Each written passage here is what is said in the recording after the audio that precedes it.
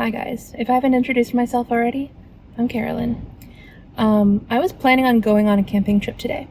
I was going to go to this cute park I found with a fairly large, looked like it was pretty heavily wooded campground, and there were almost no spots booked. And I was like, score, this is going to be amazing. I can have a lot of this park to myself.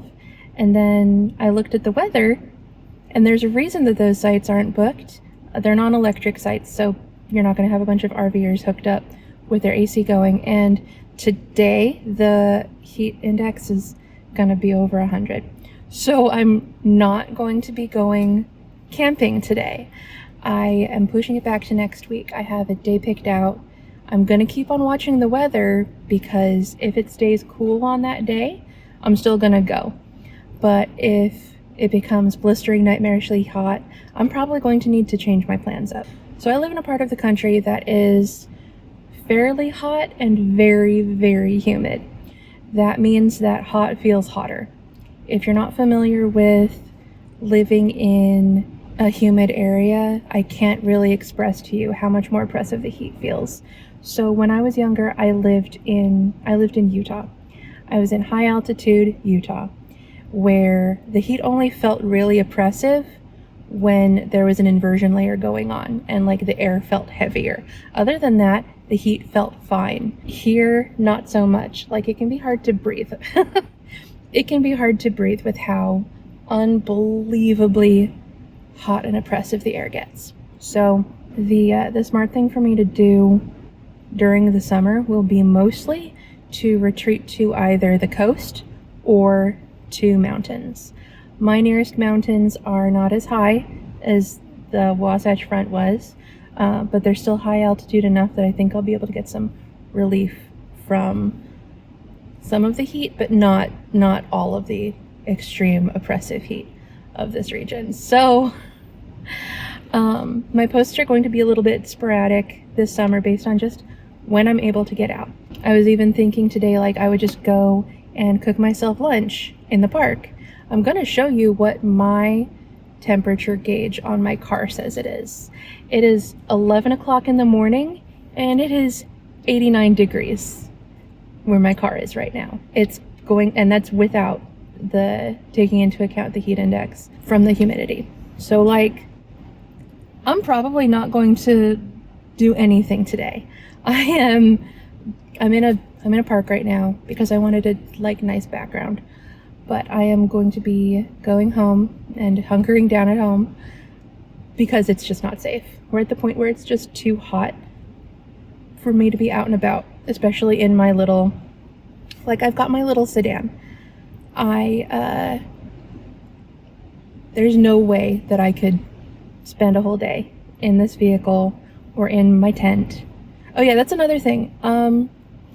I am most likely, at least as long as I am camping in this car, going to start taking a tent with me because I don't want to creep other people out by sleeping in my car. Like I said in my first night camping video, I am going to be camping only in places where I'm authorized. I don't want to run the risk of getting the knock while I'm in this little sedan. You know, it's a much less secure kind of vehicle to stealth camp out of, right? I can get between the back seat and the driver's seat. I can get between the passenger seat, which is probably where I'm going to be sleeping, and the driver's seat. As long as I like tilt the wheel up, I can climb back and forth. It takes me a lot of time though. And when you're stealth camping in a vehicle, it's really important. For me, I'm not going to make judgments about other people, how they do it. For me personally, based on where I am and who I am as a person and how anxious I get, that I be able to get into my driver's seat and go. Because most of the time, the knock will be store security or maybe a police officer, and they will be professional and chill. But I have seen too many times that people were messed with by someone who should not be messing with people. I have read too many horror stories about like not people getting hurt, but people being harassed. And I'm a firm back inner always, even when I'm just parked.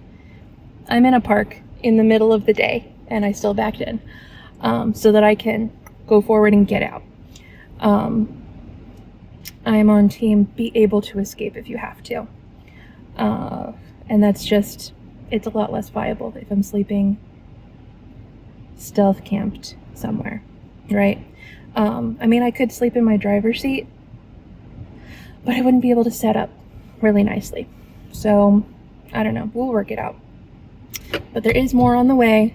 I haven't like abandoned this whole idea, but I have had to rethink how I'm going to camp, because the last experience was really hard, and I am still really glad that I did it. But so one thing that I didn't talk about, my little gap filler thing deflated in the night.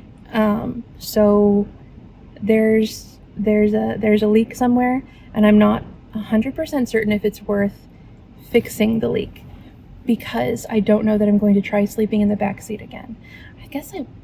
I mean, I really ought to try it at least once more, right? But I have to fix that leak, because I couldn't sleep largely because there was nothing supporting my legs. This is so weird. I used to nap on my side, kind of like curled up with my legs on top of that gap filler. And that support made it possible for me to relax. And when I went camping last, my gap filler deflated and there was nothing to support my legs. So I'm just dangling out there, and there was no way for me to be able to just fully relax. And that's why I could not sleep. I have the supplies necessary to fix something like that. I can fix an inflatable item.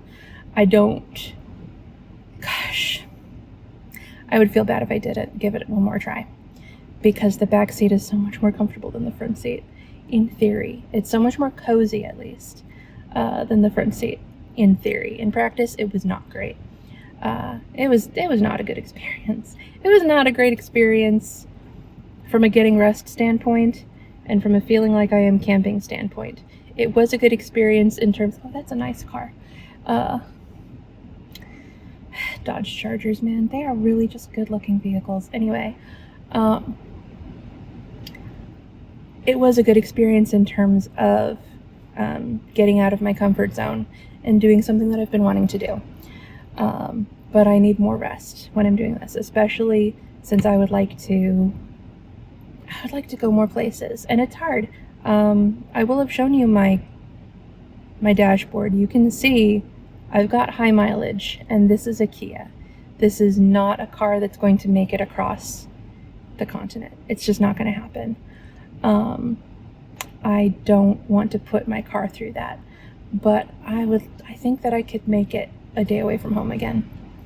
I'm so scared of my transmission going out again. Oh yeah, my transmission went out. Shall I tell that story? Okay. So I've been wanting to start this channel for a while, like a year or more. And I just kept on not doing it and going, oh, but I have to wait until everything is lined up and I have a good car for this and whatever. And then I took a drive to go see my sister. I wanted to go hang out with my sister, and she lives about a day's drive away from me, a pretty easy short day's drive away, and over the mountains. And I drove out there. I spent some time with my sister.